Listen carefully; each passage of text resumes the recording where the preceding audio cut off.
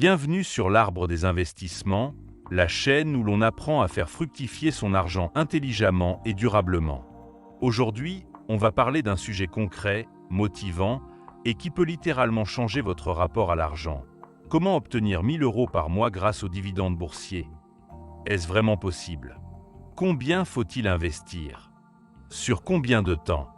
Et surtout, comment mettre en place une stratégie accessible même si vous partez de zéro? Dans cette vidéo, je vais tout vous expliquer, étape par étape, avec des exemples concrets, des conseils pratiques et même les erreurs à éviter. Si vous voulez faire pousser vos revenus passifs, cette vidéo est pour vous. C'est parti!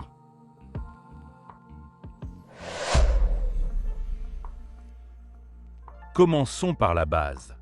Un dividende, c'est une partie des bénéfices d'une entreprise qui est reversée à ses actionnaires. Si vous possédez une action, vous êtes propriétaire d'une petite part de cette entreprise et vous recevez une part de ses profits sous forme de dividendes. Ces dividendes peuvent être versés chaque trimestre, chaque semestre ou une fois par an, selon l'entreprise. Et l'avantage, c'est que ces revenus sont passifs. Une fois que vous détenez l'action, vous n'avez rien à faire pour recevoir le dividende. Bien sûr, il y a des nuances importantes à connaître, comme la fiscalité ou les entreprises qui coupent leurs dividendes. Mais dans l'ensemble, c'est l'un des moyens les plus stables de générer des revenus grâce à la bourse. Entrons maintenant dans le concret. Combien faut-il investir pour toucher 1 000 € par mois? Cela fait 12 000 € par an. Tout dépend du rendement de vos investissements. Le rendement, c'est le pourcentage que vous recevez chaque année par rapport à la somme investie. Pour mieux comprendre, voici la formule. Le rendement du dividende est égal au dividende annuel divisé par le prix de l'action fois 100. Par exemple, si un ETF vaut 100 € et verse 4 € de dividendes par an, si on utilise la formule, on a 100 € divisé par 4 € par an, fois 100 égale 4%. Cet ETF a donc un rendement dividende de 4% annuel. Si votre portefeuille possède uniquement cet ETF et que vous souhaitez toucher 1 000 € par mois, soit 12 000 € par an, alors en faisant 12 000 divisé par 4%, on peut déterminer la somme à investir.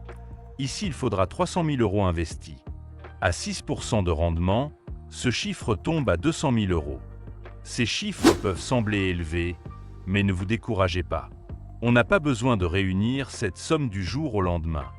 L'idée, c'est de construire ce portefeuille progressivement, année après année, grâce à l'épargne, au réinvestissement des dividendes et à la croissance naturelle des marchés. Alors, où peut-on trouver ces fameux 4% à 6% de rendement? Ce ne sont pas toutes les entreprises qui versent des dividendes, et encore moins qui le font régulièrement. Il faut cibler des sociétés solides, bien établies, avec un historique stable, voire croissant de versement.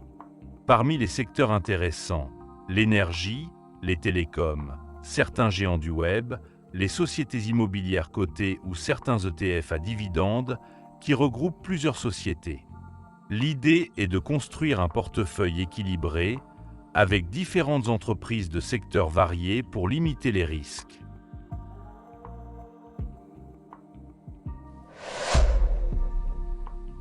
Voici un des leviers les plus puissants pour atteindre votre objectif plus vite, le réinvestissement des dividendes. Chaque fois que vous recevez un dividende, vous pouvez soit le retirer, soit le réinvestir dans une nouvelle action. Cela crée un effet boule de neige. Vos dividendes achètent plus d'actions qui elles-mêmes produisent plus de dividendes et ainsi de suite. C'est ce qu'on appelle l'effet cumulatif ou les intérêts composés. C'est lent au début, mais après quelques années, la croissance devient exponentielle. C'est ce qui permet de transformer quelques centaines d'euros par mois en une vraie rente.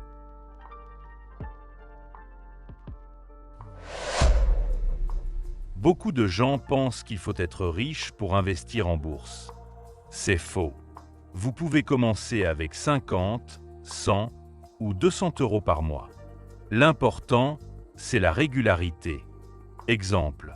Si vous investissez 200 € par mois avec un rendement moyen de 5%, vous pouvez viser un portefeuille de 50 000 € en moins de 15 ans, sans compter les plus-values éventuelles. L'effet de la régularité est sous-estimé. Couplé au temps, il devient votre meilleur allié. Mieux vaut investir petit aujourd'hui que gros dans 10 ans.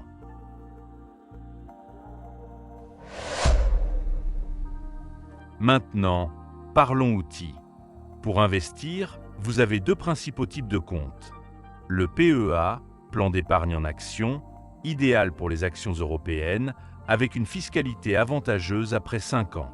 Le compte titre ordinaire, plus flexible mais fiscalement un peu moins favorable. Pour les plateformes, des courtiers comme Trade Republic, DEGIRO ou Boursorama sont parfaits pour les débutants. Vérifiez les frais de courtage, la simplicité d'utilisation et la possibilité d'acheter des fractions d'actions. Vous pouvez aussi mettre en place des plans d'investissement automatiques mensuels pour investir sans y penser.